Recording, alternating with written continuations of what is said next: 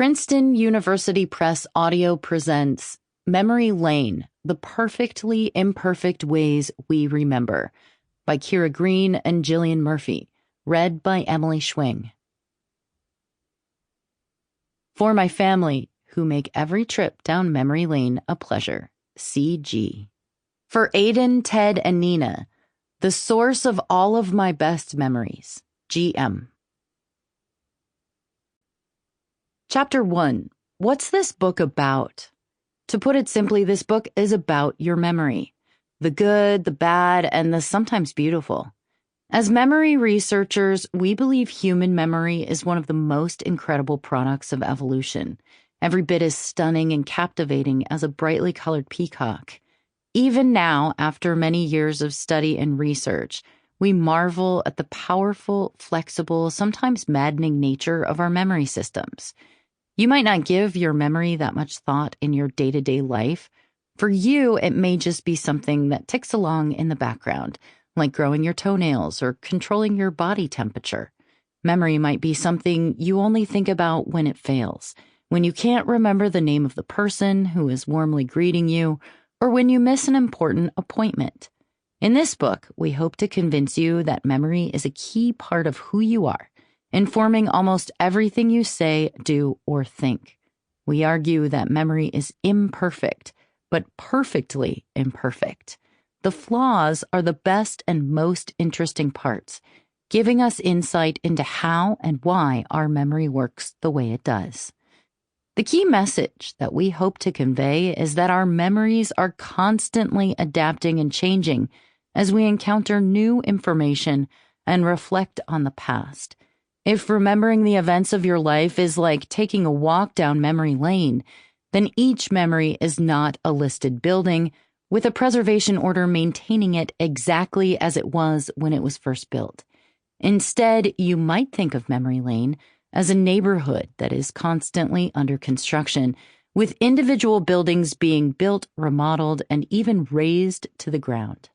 Our goal is to explain how this continuous reconstruction supports our daily activities, keeping our memories alive and lived in, rather than perfectly preserved monuments to the past. Just as important as what this book is about is what it is not about.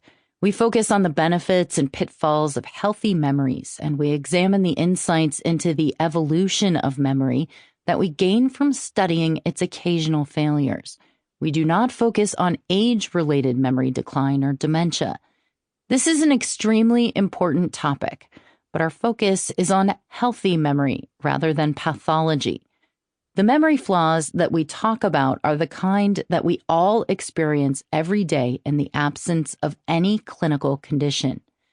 This book is also not about techniques to improve or fix your memory. This is not a self-help book.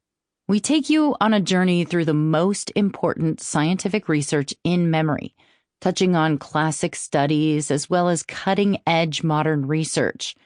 You will gain new insights into your day-to-day memory, exploring issues like how you remember or misremember the events of your life, whether your memories can be trusted, whether you would make a good eyewitness, and even whether some of the events you recall might never have taken place.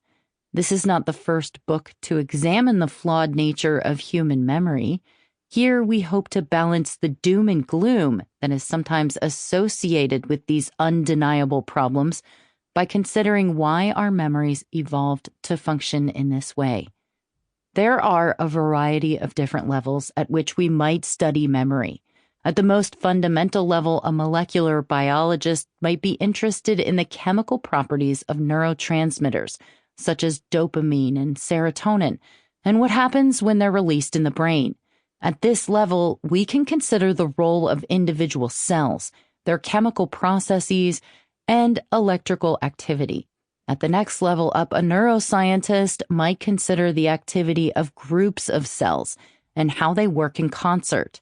For example, many researchers use techniques such as electroencephalography, EEG, to measure the electrical signals that are produced while we perform different tasks, or use functional magnetic resonance imaging, fMRI, to measure blood flow in the brain. Sample complete. Ready to continue?